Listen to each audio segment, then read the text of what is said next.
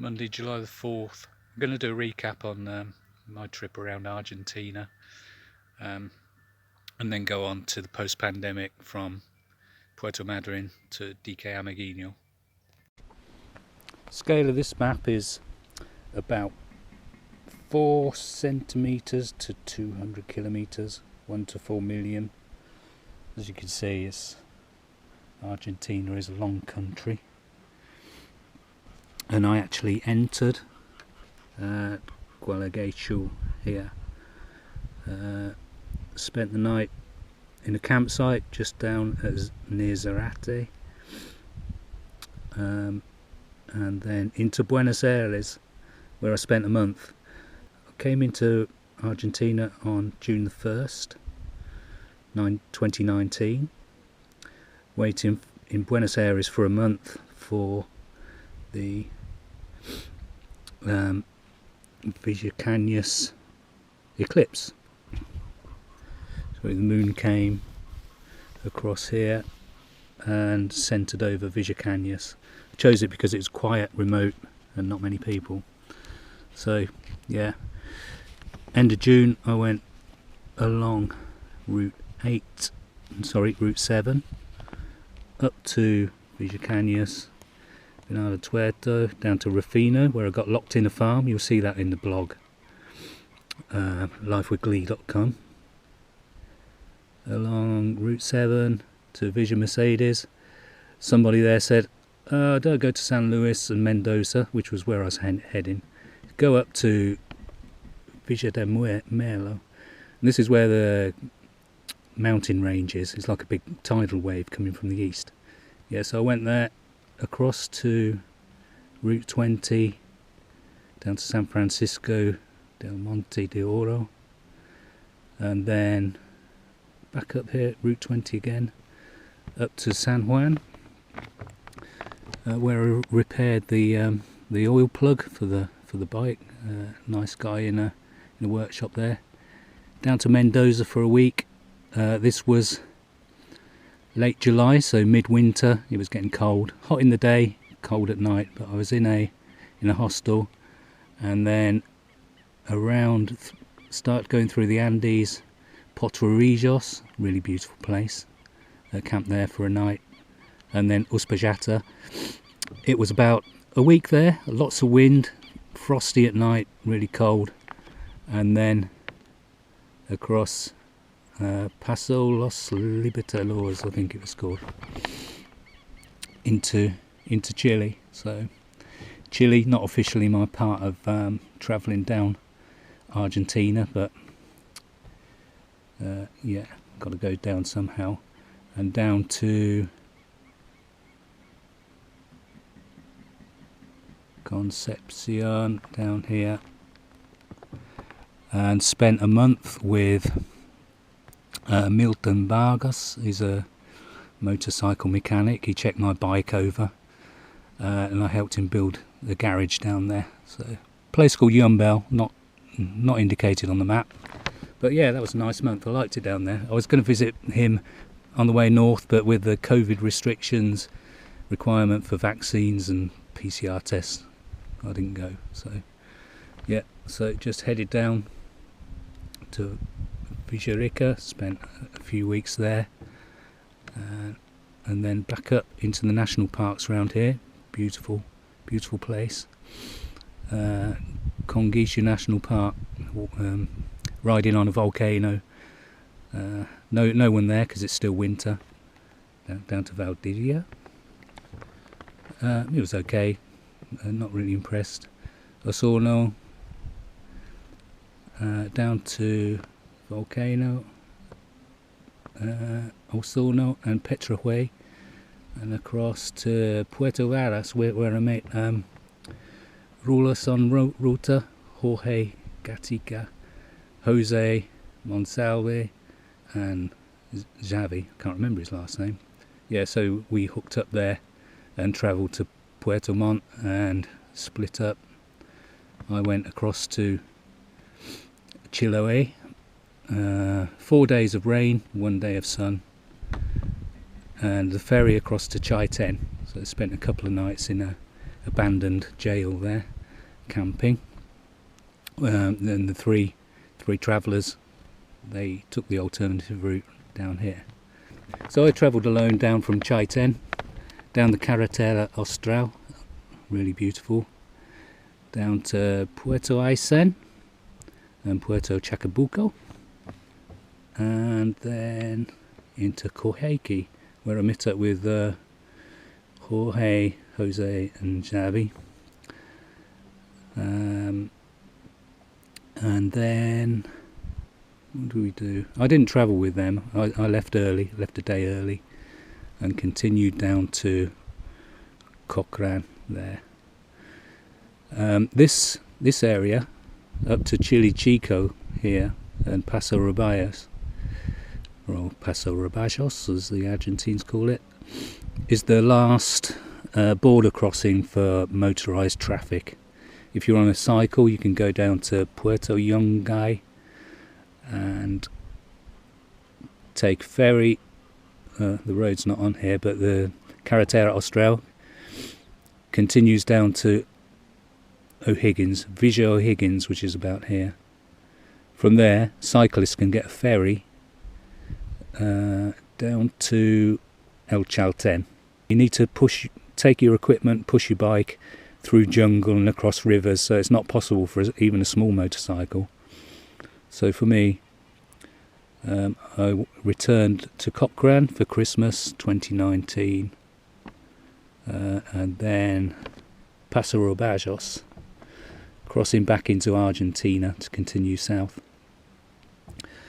There's a place here called Bajo Caracoles. It's got a gas station, but they don't take card or, as I discovered, Chilean pesos. So I was stuck. There was nowhere to change money, no way to pay for petrol, but I needed fuel to go further south. So after a couple of, 10 minutes, Renault 12 turned up. He bought me a tank of petrol in order to continue south. There was a strong wind from the west here, so that was sapping my fuel as well. So I'm glad I had a full tank.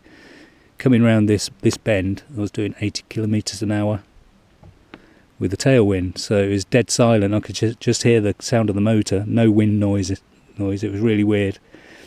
And then stop on the route, and it was mayhem.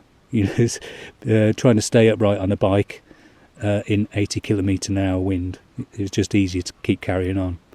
And there was nowhere to camp. I had to go to Gobernador Gregores and stay in a campsite there, wait for a few days until the wind died down to continue Ruta 40 down to Tres Lagos. There's a 73 kilometre unpaved section, which is really rough. It's like riding down a ploughed field because there's like ridges down there. In the valleys it's quite firm, and it had ridges of gravel, so if you get blown off course into the gravel, then you come off on the bike. So I didn't want a side wind of 80 kilometres an hour, definitely. So I picked a calm day to continue there, down to Tres Lagos and El Calafate to see the glacier Puerto Mereño. Really beautiful, worth a trip that was. And then back out down here and back into Chile in Cerro Castillo down here. So, and I met up with the three bikers again in Puerto Natales, where we camped in a garden, and we all travelled together down to Punta Arenas. Punta Arenas, very windy, big city. It has a tax-free zone, so I bought some tyres there, fairly cheap. Non-branded, but South America you have to take what you can get really, unless you use their eBay, Mercado Libre. So I was fascinated with this Magellan Straits, Estrecho de Magallanes. Okay, so I went back up here and down this road that follows the coast down to Cabo Vergenes and Punta Dungeness, and saw the penguins there and an armadillo on the beach. It was just me there was no people. It was great. laid on the beach for a while, and the penguins came up pecking on my boots and things, so it was worth the whole trip just for that. And then back out to get this ferry into Tierra del Fuego. And so I took the south coast back along the Magellan Straits to Porvenir. The three guys, they took the ferry across the strait. And yeah, I took the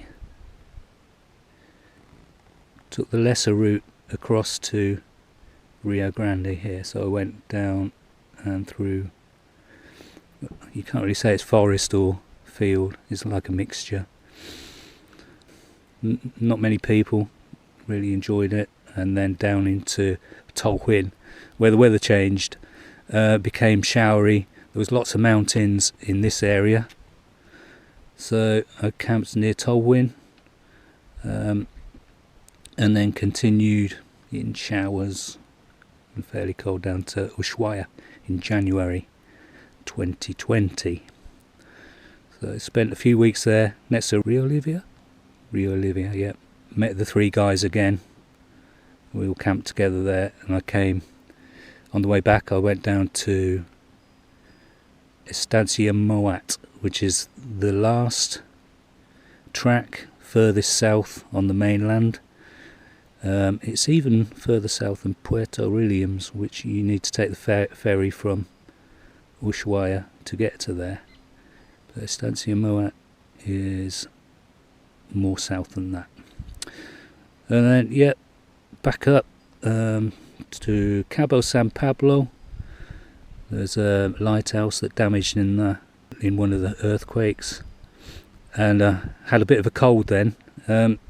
Can't really say it's COVID because I didn't have the COVID symptoms, but yeah, rested up for like 3 nights or something, and then resumed in rain showers up to Rio Grande.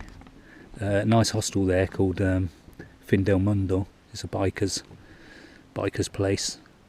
Spent a couple of nights there. It was a dormitory, but I had it to myself, so it's good as a single room, you know. And then continue up to San Sebastian, and do this weird thing of immigration back into Chile, and then across on the ferry here, and then I stayed in a refugio just there one night, and then immigration back into Argentina. So my passport says I entered Chile and then entered Argentina, so officially this was my entry point, February 21st. And then Rio Gallegos, spent the night with a guy called Jorge. Sebastian, he was with Camilo of Relumbian Travel, Camilo and Natalia, and we all sort of camped in Jorge's lounge for one night, and then I resumed journey then. And there's a long way between Rio Gallegos and the next fuel station. From Rio Gallegos up to here, there's a fuel station at Comandante Luis Piedrabuena. So I had to get there. It's a good run, this one. Maybe 250, 300 kilometres without a gas station. And what I found, sort of just resuming the north track on Route 3, was a really heavy headwind. It was sapping my fuel. I checked the weather, and it said like 2 hours later the wind was shifting from the west. So I just sat at the side of the road and slept in the grass for a while. A couple of hours maybe, and with a slight tailwind I resumed journey, Route 3.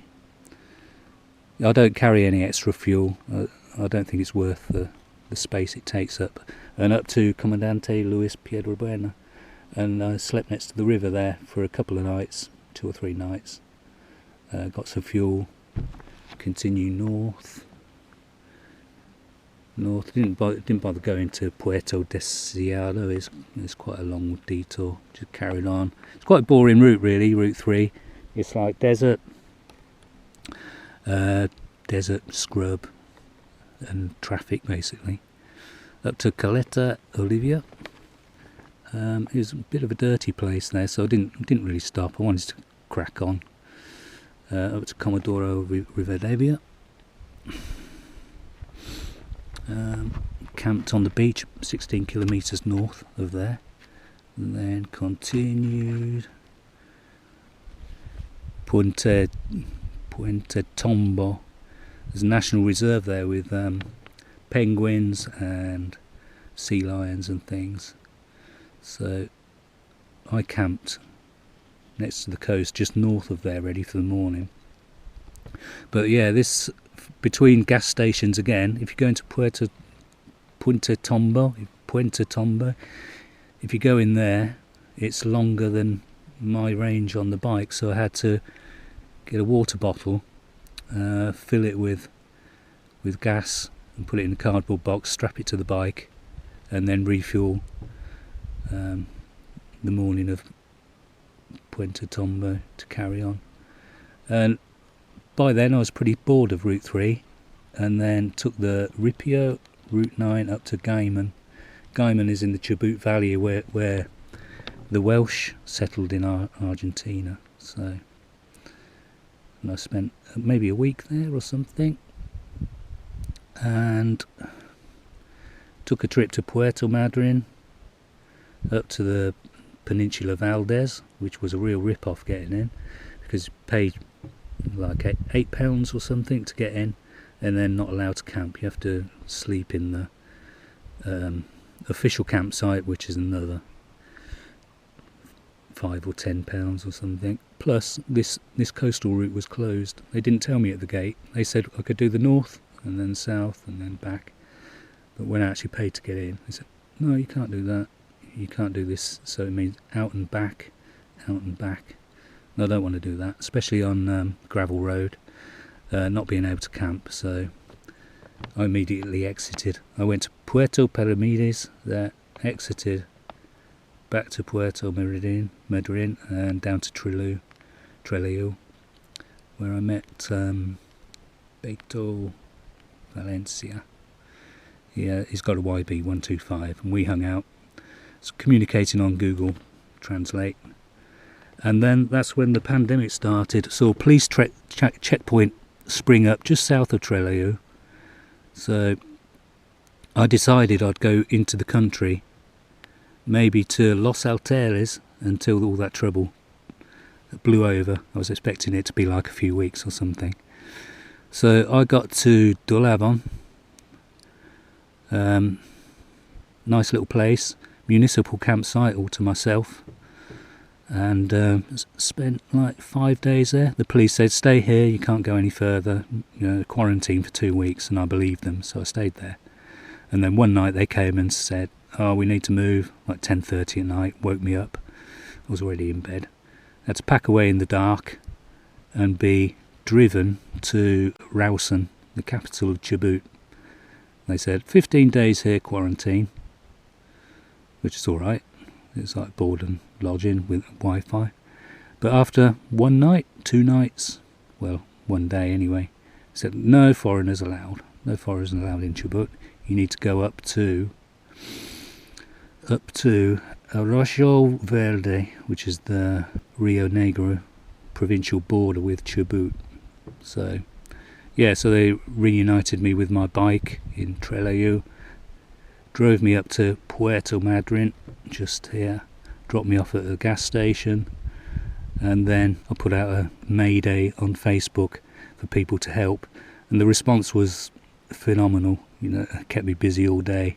And eventually somebody came and said, follow me, and we'd go to my little farmhouse near Puerto Madryn, just outside the city. And then after a few weeks there, I actually moved into the city itself, stayed with the family for 20 months. So this is where I resumed my travelling back into Argentina. I was waiting for the police to say that you can keep travelling now. And I had no idea what the status of the checkpoints is, because there's a checkpoint almost in every city, every province. So I was expecting to be stopped, my expired documents getting me into trouble, but I've had no problems. I've been stopped twice in about 6 months. So, and even then they just wanted the passport number and ownership document for the bike.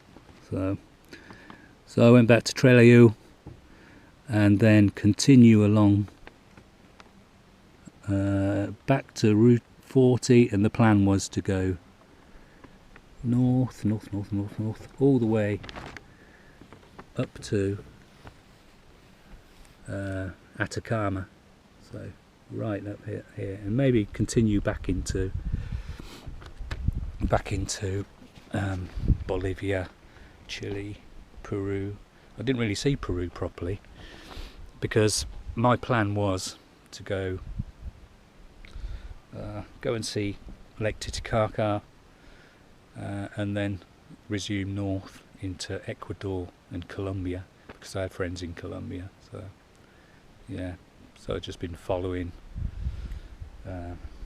omens, clues and recommendations all around South America, and it's been 4.5 years now, including the 20 months quarantine. So yeah, I'm resuming my video log from Puerto Madryn to DK Ameguino.